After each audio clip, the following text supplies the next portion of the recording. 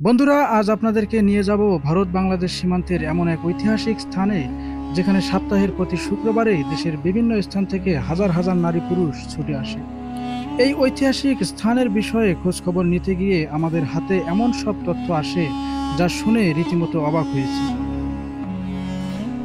আমরা জানতে পারি সেখানে রয়েছে ১৩০০ বছরের প্রাচীন এক মাজার এবং মসজিদ। এই সংবাদ শোনার পর আমাদের যেন কৌতূহলের শেষ নেই। সেই সাথে হাজারো প্রশ্ন মনে ঘুরপাক খাচ্ছে, যে এত বছর আগে কে, কখন, কিভাবে এই মসজিদ নির্মাণ করেছিলেন। বন্ধুরা, আসলেই যদি এই মসজিদটি ১৩০০ বছর পূর্বে নির্মিত হয়ে থাকে, তাহলে এটি হবে বাংলাদেশের সর্বপ্রথম এবং সবচেয়ে প্রাচীন মসজিদ। সেই সাথে আরও অবাক হয়েছি এটা জানার পর যে এই মসজিদে মুসলিমদের পাশাপাশি অন্য ধর্মাবলম্বীরাও দলে দলে ছুটে আসে। আমরা এটাও শুনেছি যে এই মসজিদের তবারকের এমনই বিশেষ ফজিলত রয়েছে যে এই তবারক খাওয়ার পর অনেকের দুরারোগ্য ব্যাধিও ভালো হয়ে যায়।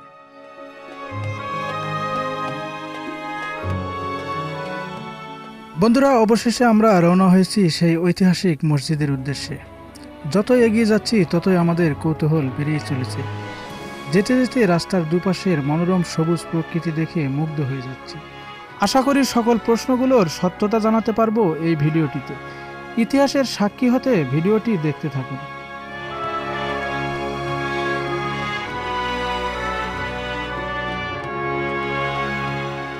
বন্ধুরা, আসসালামু আলাইকুম। আজকে আমরা চলে আসছি বড়খাতার কেরামতিয়া বড় মসজিদে। আর ঠিক এই পাশের যে রাস্তা আমার পেছনে দেখতে পারতেছেন, এই রাস্তা ধরে আমরা এখন আমার পেছনেই, ঠিক পেছনেই যে মসজিদ, আমরা এই মসজিদে চলে যাব। বন্ধুরা, আমরা সকাল সকাল এই মসজিদে চলে আসছি। এখন কেবল ১২টার মতো বাজে, এখনো আজান হতে আরো ৩০ মিনিট বাকি। আর অলরেডি কিন্তু মসজিদে অনেক লোকজন মোটামুটি চলে আসছে। সেই সাথে এখানে কিন্তু আমরা অনেক নারীদেরকেও দেখতে পেলাম, তারাও দলে দলে মসজিদে আসতেছেন। আর আমরা এসে প্রথমে যে জিনিসটা আমাদের চোখে পড়লো সেটা হলো এই যে মসজিদটা আমরা শুনে আসছিলাম যে ভারতের কিছু অংশে এই মসজিদ এবং বাংলাদেশের কিছু অংশে। তো একটা সত্যতা আমরা এসেই পেলাম যে মসজিদটি আসলেই ভারতের সীমান্তে অবস্থিত। এখানে আসার আগে আপনাদেরকে জানিয়ে রাখছিলাম যে এখানে একটি অনেক পুরাতন মাজার রয়েছে। তো আমরা কিন্তু এই যে সামনেই যে মাজার দেখতে পারতেছি, এইটাই সম্ভবত সেই মাজার। এখানে যারা মসজিদের প্রবীণ ব্যক্তি আছে, আমরা তাদেরকে জিজ্ঞাসা করে এই মাজারটি সম্পর্কে এর ইতিহাস জানার চেষ্টা করব। তো দেখতে থাকেন। এখন আমরা এই মসজিদের ভেতরে প্রবেশ করব।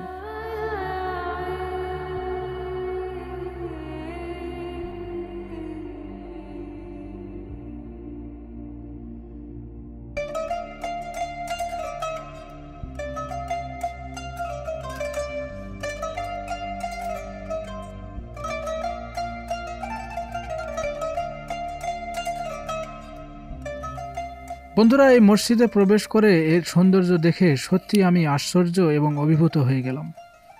এত সুন্দর নিখুঁত কারুকার্য এর আগে কখনোই আমার দেখা হয়নি। দূর থেকে দেখলে দেয়ালের নকশাগুলোকে মনে হবে যেন কোনো টাইলস বা মার্বেল পাথর দ্বারা তৈরি, কিন্তু একটু কাছ থেকে গভীরভাবে দেখলে বোঝা যায় যে এই নকশাগুলো তৈরি করা হয়েছে চীনামাটির তৈরি তৈজসপত্রের ভাঙা ভাঙা অংশ দিয়ে, এবং বিভিন্ন প্রকার কাচের ভাঙা অংশ সংযুক্ত করা হয়েছে এই নকশাগুলোতে।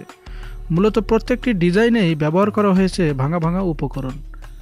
কৌতূহলবশত এ বিষয়ে জানার জন্য মসজিদের খাদেমকে জিজ্ঞাসা করতেই সে বলে দিল, পূর্বে এই মসজিদটি বহু বছর ধরে ভাঙা মসজিদ নামে পরিচিত ছিল। সেই থেকে ২০১১ সালে যখন মসজিদটি সংস্কার করা হয়, তখন ভাঙা মসজিদের নামানুসারেই মূলত ভাঙা ভাঙা উপকরণ দিয়ে তৈরি করা হয়েছে। বর্তমানে মসজিদটি কেরামতিয়া বড় মসজিদ নামে পরিচিত।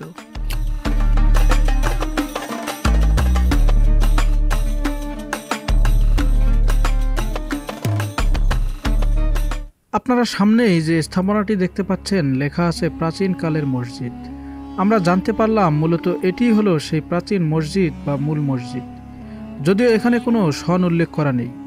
আগে এখানে মাত্র ৩ থেকে ৫ জন মুসল্লি নামাজ আদায় করতে পারত, কিন্তু বর্তমানে মূল এই মসজিদটিকে ঠিক রেখে এমনভাবে সংস্কার করা হয়েছে যে এখানে প্রায় ৫,০০০ মুসল্লি একসাথে নামাজ আদায় করতে পারে।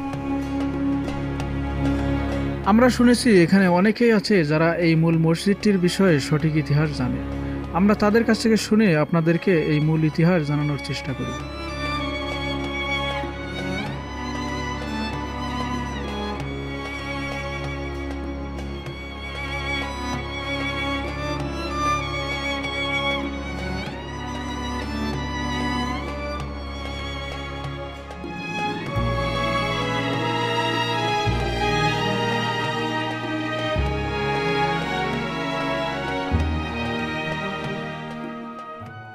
ইতিমধ্যেই আজান হয়ে গেছে।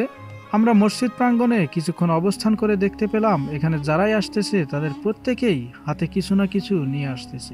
কারো হাতে দেখতে পেলাম খুরমা, খেজুর, জিলাপি, দুধ সহ আরো অনেক রান্না করা মিষ্টান্ন খাবার। এছাড়াও কেউ কেউ হাঁস, মুরগি ও ছাগলও নিয়ে আসতেছে। আমাদের কৌতূহল বেড়েই চলছে, কেন এত মানুষ আসে আর কেনই বা এত কিছু নিয়ে আসে। অনেকের সাথেই কথা বলে জানতে পারলাম কেউ কেউ আসছে আশেপাশের উপজেলাগুলো থেকে, আবার অনেকেই দূর দূরান্তের জেলাগুলো থেকেও আসতেছে। আসসালামু আলাইকুম, আমার নাম হচ্ছে মোহাম্মদ মিজানুর রহমান। আমি সদর লালমাট থেকে আসছি আর কি এখানে।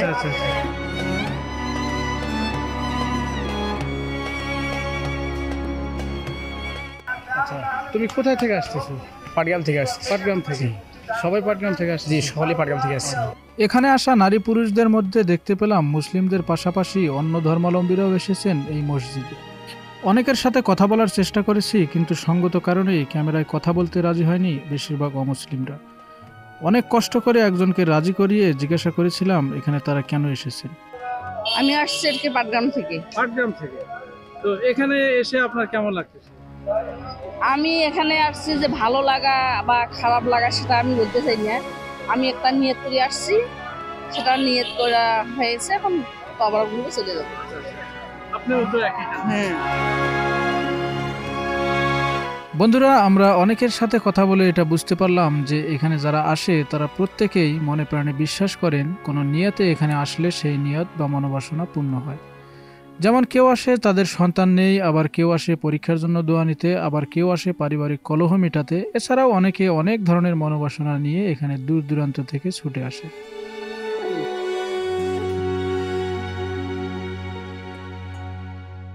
বন্ধুরা, আমরা এখন যে অজু করব, অজু করে মোটামুটি নামাজের সময় হয়ে গেছে।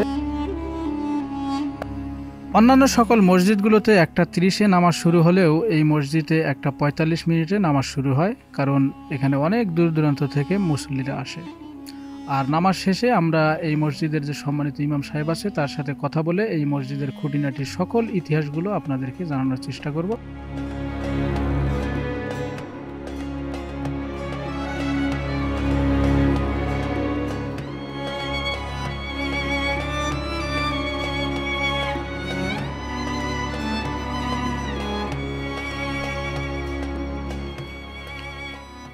আলহামদুলিল্লাহ, অনেকদিন পর এত বিপুল সংখ্যক মুসল্লি এক জামাতে নামাজ আদায় করলাম। সত্যি খুবই ভালো লাগতেছে এবং হৃদয়ে অন্যরকম একটা প্রশান্তি অনুভব করতেছি।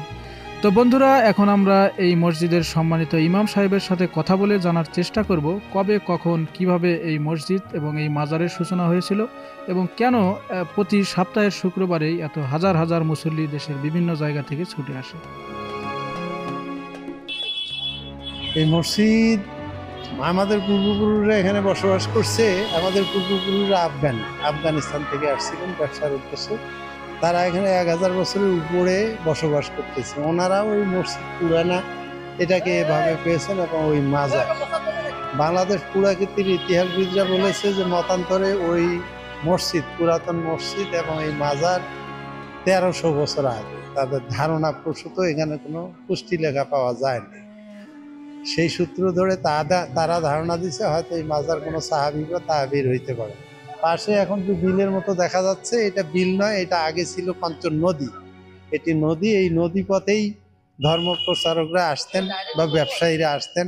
আগে এই যে আজকে মসজিদ চত্বরের সামনে যে জায়গায় যে উঁচা মাঠ দেখা যায়, এগুলি আগে এখানে পেলকু শাস্ত্রিক হাট বলে একটা জমিদার বসবাস করতেন, তার নামে এখানে ব্রিটিশের টাইমে একটা বড় হাট, সপ্তাহে একদিন রবিবার বসতো, এখানে হাট বসতো আর কি। এই মসজিদে আগের থেকেই লোকজন এভাবে আসতো, যে কোনো মনোবাসনা নিয়ে আল্লাহ তাদেরকে এই অসুখ বিসুখ থেকে, বেশিরভাগ লোক আসে সন্তান নাই, এখান থেকে পানি নিয়ে যায়। আগে এখন পানি দম করে দেয়, আগে ব্যবস্থা ছিল ওই কাঁঠাল গাছ, বড় কাঁঠাল গাছের পাশে একটা গাইবি কূপ বলতো আর কি, ওই কূপ থেকে পানি, বড় সড়ো কূপ ছিল। এইটা সংগ্রামের সময় এই মসজিদের মুয়াজ্জিন সাহেবকে একজন মুক্তিযোদ্ধা কমান্ডার মেরে কূপে ফেলায় দেওয়ার জন্য আসছিল। সেই সময় মোতাল্লি ছিলেন আমার বাবা। উনি এসে রাগের বসে তাকে মারতেও দেয়নি, আর কূপটা এই এলাকা হচ্ছে চর, নদীর চর এলাকা, বালু দিয়ে ঘণ্টাখানিকের মতো উনি বন্ধ করে দিয়েছেন। তারপর থেকে এই মসজিদের ধারাবাহিক নিয়ম, এই যে পানি দম করে দেওয়া হয়, এই পানি যে কোনো নিয়তে খাইলে আল্লাহ সেবা দেয়। এই অবস্থা আর কি। খুব সংক্ষেপে বললে এতটুকুই। জি ধন্যবাদ। তো বন্ধুরা, আপনারা শুনলেন হুজুরের মুখ থেকে। তো হুজুরের কাছে আমার আর একটি প্রশ্ন আছে, সেটা হলো যে এই মসজিদটা কিন্তু একদমই ইন্ডিয়ার যে জিরো লাইন আছে, মসজিদের কিছু অংশ সেই জিরো লাইনের মধ্যে পড়ে গেছে। আমার ঠিক পাশে আপনারা দেখতে পাচ্ছেন, এটাই হলো ইন্ডিয়ার যে জিরো লাইন। তো হুজুরের কাছে আমার প্রশ্ন হলো যে এই যে জিরো লাইনে মসজিদ অবস্থান, মসজিদের যে অবস্থান, তো এতে ওই পাশ থেকে কোনো সমস্যার সম্মুখীন? এই যে সমস্যা, মানে আমরা যখন এই নতুন মসজিদের কর্মকাণ্ড শুরু করি, আমাদের পুরাতন মসজিদটার আন্তর্জাতিক ম্যাপ অনুযায়ী এই মসজিদের মাঝামাঝি হলো ইন্ডিয়ান বর্ডার।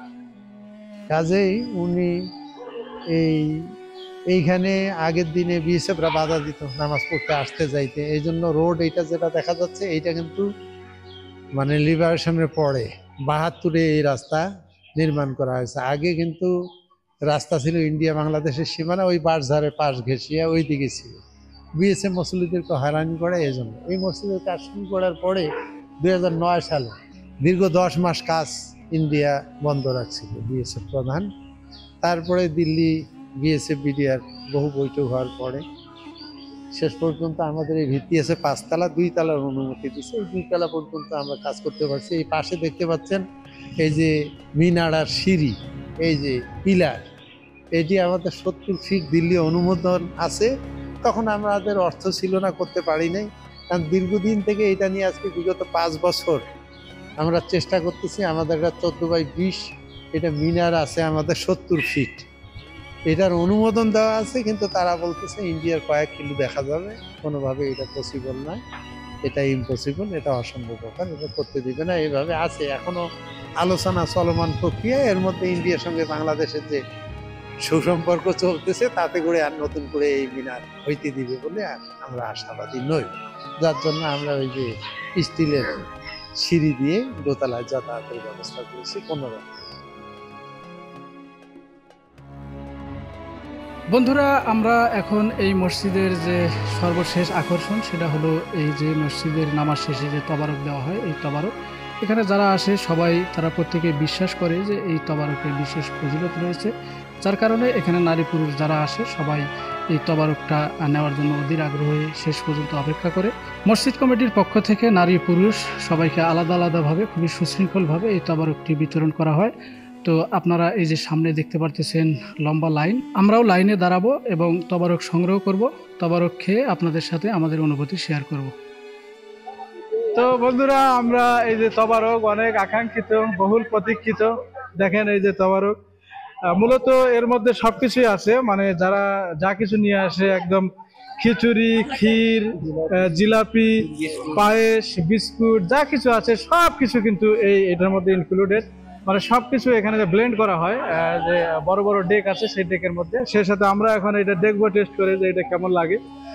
তো একটু একটু একটু খেয়ে দেখি কেমন লাগে তবারক। বিসমিল্লাহির রহমানির রহিম। অসাধারণ।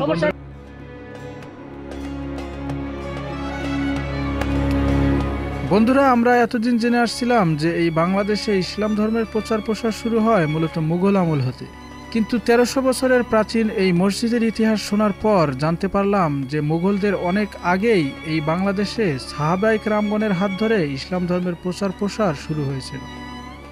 সত্যিই আজ নিজেকে অনেক ধন্য মনে হচ্ছে এরকম একটি ঐতিহাসিক স্থানে নামাজ আদায় করতে পেরে। আর হয়তো এ কারণেই সপ্তাহের প্রতি শুক্রবারেই দেশের বিভিন্ন স্থান থেকে হাজারো নারী পুরুষ দলে দলে ছুটে আসে। বন্ধুরা, এই ঐতিহাসিক মসজিদের বিষয়ে জানতে পেরে যদি আপনার ভালো লেগে থাকে, তাহলে অবশ্যই ভিডিওটি অন্যজনকে দেখার সুবিধা করে দেওয়ার জন্য শেয়ার করবেন। সেই সাথে আপনাদের মূল্যবান মতামত যদি থেকে থাকে, তাহলে কমেন্টের মাধ্যমে আমাদেরকে জানাবেন। পরবর্তীতে এরকম আরও অনেক ভিডিও পেতে আমাদের চ্যানেলটিকে সাবস্ক্রাইব করে রাখতে পারেন।